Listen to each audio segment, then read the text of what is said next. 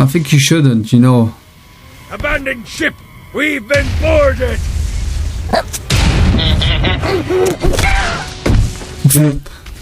What was that?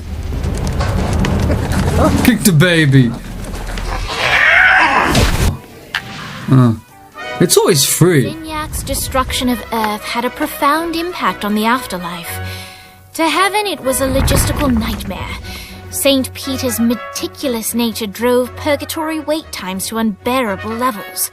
Meanwhile, in Hell, where souls in pain were used as currency, it created a new era of prosperity for the wickedly enterprising. This economic boon resulted in the coffers of Hell to be overflowing, which in turn piqued the interest of the most notorious man that sailed the seven seas. Long had Blackbeard been a thorn in Satan's side, robbing tax collectors on a semi-regular basis. But the promise of an immeasurable fortune drove him to be even bolder. An arrangement was reached. Blackbeard would provide information on strategic targets in exchange for a share of the profit. Johnny, who was interested in murder, not money, happily agreed. Everything went well. Let's go get the other three. I grant ye the ability to summon my crew whenever they're needed. Oh, is Luis Lopez here? It looks like the...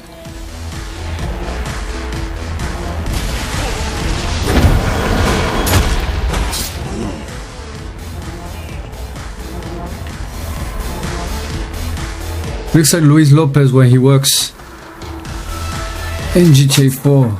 William Shakespeare, humanity's greatest playwright, and hell's most diabolical purveyor of entertainment, looks on as a brave mortal on an Orphean quest enters. The bard's interest is piqued, and he looks to test his visitor's mettle.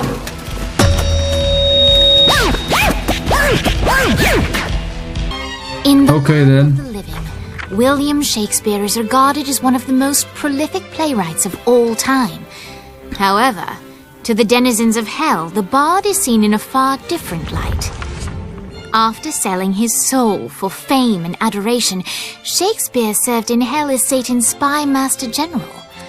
In doing his duty, Shakespeare would punish the souls he was investigating by forcing them to perform in grotesque passion plays for Satan's amusement.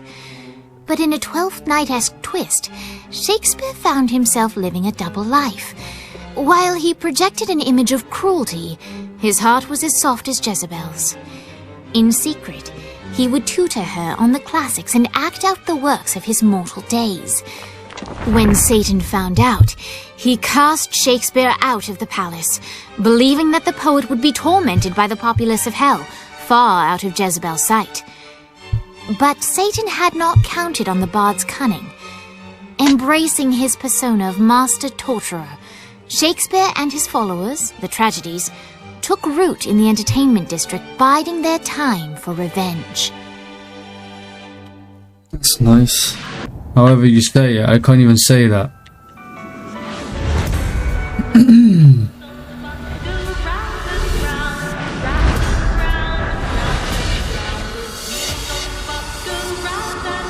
Supervision. Distance.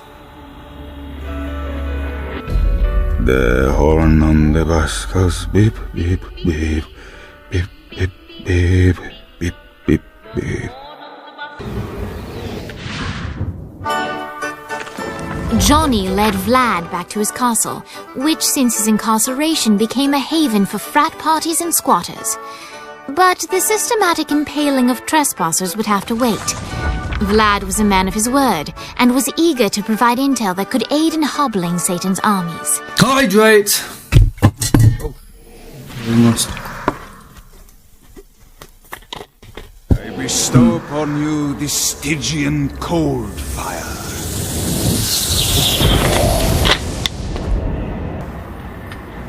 Yeah, that's it. It's them. I don't remember the other name though. Standing in a parking garage. I don't like it either, but Centerpool isn't giving us many options. I can't believe they tried to force us out. I can't believe you forgot the mimosas. I think we have bigger problems. I don't think you realize how much I love mimosas. After being reunited in Hell, Kiki and Viola wasted no time in doing what Oh, they do Kiki. best. Facilitate the running of businesses.